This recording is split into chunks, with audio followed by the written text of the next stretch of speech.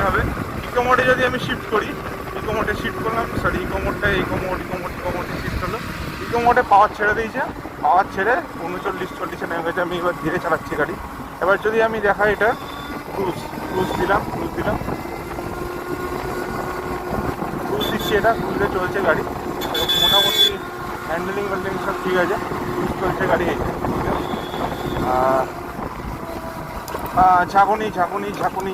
ঝাঁকুনিতে ওকে, ঝাঁকুনিতে ওকে আছে।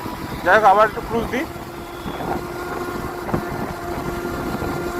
Cruise mode on দিয়ে দিয়েছে গাড়ি।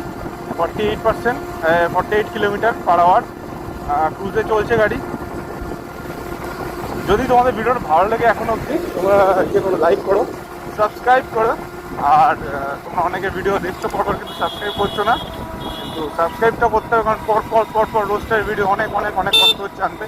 বাট আমি চেষ্টা করছি রোস্টারে